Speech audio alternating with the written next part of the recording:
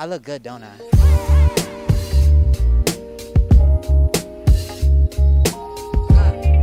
What's going on, everybody? It's your boy Greg Bernard here with Sarah Shahi. You know what I loved you in? What? Bullet to the Head. The tattoo artist kicking butt. You were the only one who saw that movie. Thank you for watching that movie. No, I've seen it 10 times, so I was the only one that saw it multiple over and over. You were the only one that saw it multiple because times. Sylvester Stallone, you, Jason Momoa, Yeah, you know, the guy from Fast and Furious, who I can't remember his name, okay? Sun King. Yeah, him. Okay, he's probably going to watch this like, thank you, Sarah. Yeah, exactly. My wife loved you on the L Word. Oh, that's Yes. sweet. Yes. Person of interest, my producer loved you on that. We'll tell them all. So I said thank you. everybody in my family and in my office loves you in something. You've been killing it. Coming to Thanksgiving this year. Thank you so much for inviting me. Okay, I hope you like cornbread. Yeah. So listen, Reverie, this is what I understand. Okay, you are a college professor. You go get recruited by law enforcement and an investor, and you have to go into people's reveries. Now they get to spend time with lost loved ones. You're dealing with your own emotional distress. Something happens, you know, with family members. I want you to watch the show. And not only are you like crazed out your mind, you know, I don't want to say popping pills, but you off your own chain personally. But now you have to help broken individuals. How does that tax your character emotionally? You know, I will say one of the main draws for me with this show is I really liked playing somebody who emotionally was very fragile. And like you said, like she has, I'll just say it because it's in the pilot, but, you know, my sister and my niece have died.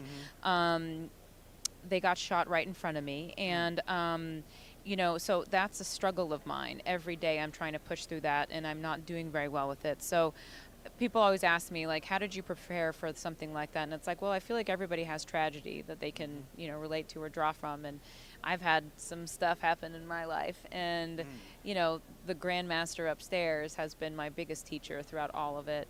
And what was your question?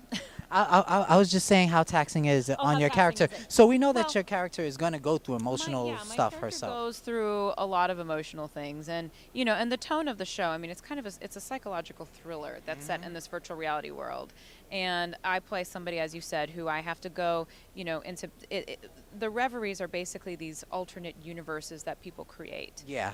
And it's their dream world, whatever that is. It's not always. But things can happen in that dream world. Things can happen in that dream world, and I'm kind of like the Leonardo DiCaprio of Inception, and I have to go. I into like that. Yeah, I have to go into people's like subconscious minds and learn their programming. Do you have to do any fighting scenes? Did I have Do you have to confront somebody physically? I haven't had that yet, but but I know. Get that, because you're a cheerleader. You I'm a acrobatics, cheerleader. bow, Tabata.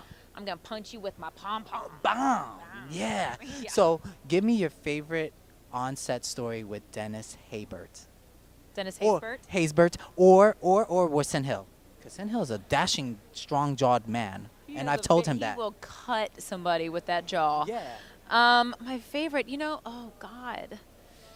I'm a member. I'm a member of Screen Actors Guild. I've sat in the crafty. I've seen how people interact. Come on. You know, honestly, it's a really, like, I'm trying to think of just one isolated incident, and there kind of isn't any because we all naturally like get along really well. And I know I've said this in the past about other shows I've been on, and I've lied through my teeth because that hasn't been true. But this group of people is actually like, it's a delight going to work and working with them. And I will say there was a pretty cool moment the other day. This is totally lame, but I'm going to bring it. Where Jessica, she brought these grapes. They're called cotton candy grapes. I don't know if you've heard of them, but like Costco sells them. They're amazing. I don't know what like GMO, like genetically modified grapes these are, but they taste like cotton candy. Yeah. And so we were going around giving people cotton candy, giving Sendel cotton candy, the grapes, and people think it's just a green grape, and then they bit into it. He bit into it, and his whole face just kind of was like, "What trick are you?" Or Sendel. This was Sendel. It was like, you know, what trick are you playing in with my mouth right now? Like, this isn't right. Why is this? So he was candy? like, Yeah, but it was good. So he was confused, you know. Anyway, but it really, truly is a joy being around everybody. Cool. Now, give us one thing that you hope the show progresses into. Well, you know, I mean, there's a big message that I hope the show is successful in sending, which is, as fun as technology is, I feel like technology should really be used to help our lives, not necessarily keep us from living our lives. And I think the show kind of has a good balance of letting you know what can happen when you do become too immersed into that world. You forget about the person next to you. You forget about, how important human contact is, and touch, and That was important. that was important. So anyway, I hope the show delivers in a sense that, as fun as it is, if you get lost from the one-on-one, then you're in trouble. To not lose that. Wow. She's so deep.